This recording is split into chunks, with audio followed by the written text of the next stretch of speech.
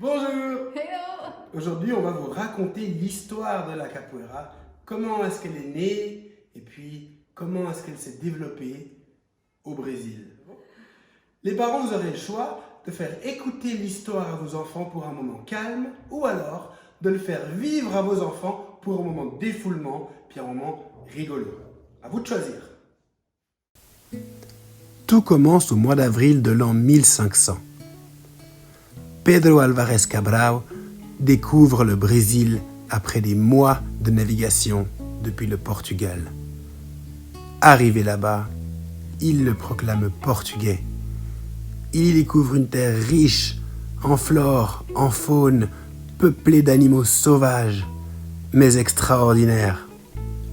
Malgré la présence d'animaux sauvages contre lesquels il doit lutter, il se rend compte que ce pays est extraordinaire. Il y voit des ressources infinies. Il y voit de la richesse et de la gloire s'il parvient à ramener cela au Portugal. Mais rapidement, il se rend compte qu'il lui faut quelque chose, qu'il a besoin de main-d'œuvre, qu'il a besoin d'avoir une équipe pour travailler, pour organiser les choses. Alors l'idée lui vient d'aller chercher du renfort ailleurs. Pedro Álvares Cabral est un explorateur, ce n'est pas un colon à proprement parler. Alors il retourne au Portugal et raconte son voyage, raconte les richesses qu'il a vues, raconte la terre vierge et uniquement peuplée d'indigènes, faciles à asservir. João III, qui est le roi à l'époque, l'écoute attentivement, puis décide de passer à l'action. Dès 1530, le roi João III décide de coloniser le Brésil. Pour cela, il a besoin de main-d'œuvre. Et vu que la main-d'œuvre locale et indigène au Brésil meurt à cause des maladies importées, il décide de se rendre en Afrique, dans ses propres colonies, au Mozambique, en Guinée, en Angola, afin d'y prendre de la main-d'œuvre gratuite. Main-d'œuvre gratuite, peut-être, mais pas résolu à se laisser capturer sans lutter. Le peuple africain lutte contre l'oppresseur portugais, ne voulant pas être capturés et arrachés à leur famille. Mais l'oppresseur portugais est plus fort. Disposant de couteaux, de fusils et de cordes, il parvient à capturer les esclaves les plus forts et enlève ainsi des milliers d'hommes à leur famille.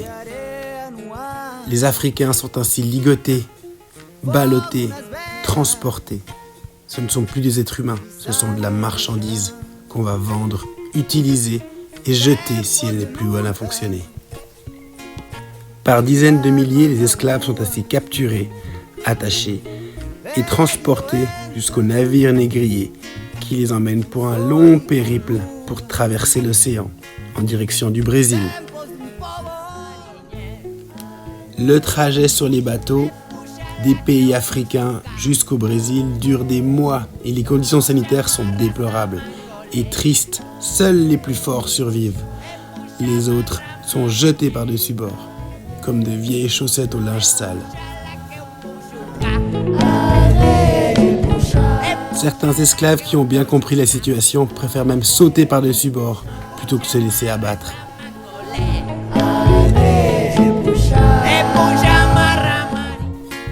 Arrivés au Brésil, après un trajet qui a duré des mois, les esclaves encore vivants sont répartis dans les senzalas, des sortes de fermes.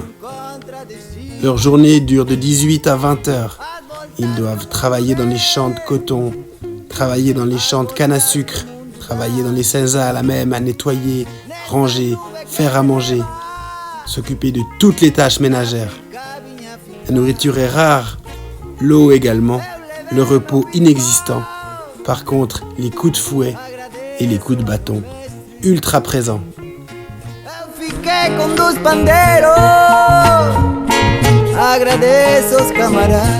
À la fin du jour, les esclaves sont rassemblés, puis comptés, avant d'être envoyés au lit et évidemment attachés pour ne pas qu'ils puissent s'enfuir.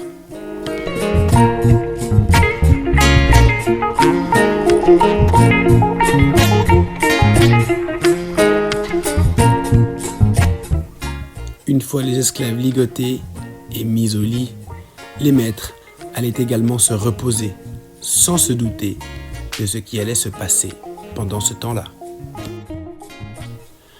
Une fois libérés de l'oppression des colons, les esclaves se libérèrent de leurs chaînes, vérifièrent la toute quiétude des lieux et commencèrent un entraînement drastique à une méthode de combat.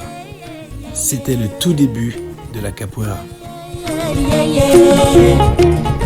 Tout d'abord inspirée par les mouvements d'animaux, la capoeira se mettait doucement en place avec une technique principalement venant des pieds puisque les mains étaient pour la plupart du temps ligotées. Ainsi naquit l'art mythique de lutter avec les pieds.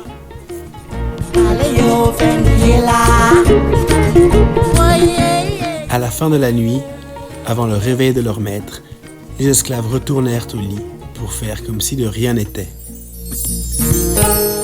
Les maîtres, au réveil, incapables d'imaginer la situation, pensèrent que tout s'était passé normalement. Une nouvelle journée de travail attendait nos esclaves. Longue, difficile, à recevoir des coups de fouet et des coups de bâton, à porter la canne à sucre, à récolter du coton. Mais la machine de révolution était en route. Et ça, les colonisateurs portugais ne le savaient pas. Les jours et les nuits s'enchaînèrent de manière identique.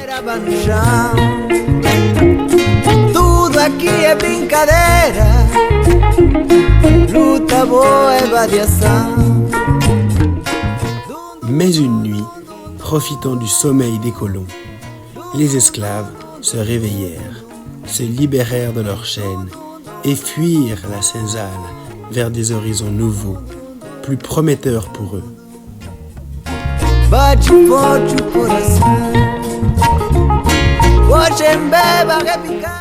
À leur réveil, fâchés d'avoir perdu de la marchandise gratuite, ils jurèrent de les retrouver et de se venger. Les esclaves en fuite se réunirent dans les quilombos, sorte de village organisé. Le plus célèbre d'entre eux est le Quilombo dos Palmares, dans l'état de Bahia, dans lequel Zumbi vivait. À l'abri de l'oppresseur, la vie s'organisait en termes de nourriture, en termes d'interaction sociale et en termes d'organisation culturelle aussi. C'est dans ces quilombos que la capoeira a continué à devenir ce qu'elle est aujourd'hui. La vie était presque redevenue normale au sein de ces quilombos. Cependant, ils n'étaient pas à l'abri d'une visite de l'oppresseur, bien décidés à venir récupérer la marchandise qu'ils avaient perdue. Ainsi, les quilombos durent se défendre contre l'oppresseur. La capoeira fut utilisée par les esclaves comme arme de combat et de défense afin de revendiquer leurs droits et surtout leur liberté. Les attaques furent multiples, mais le Quilombo dos Palmares notamment fut bien gardé et bien défendu par le célèbre Zumbi.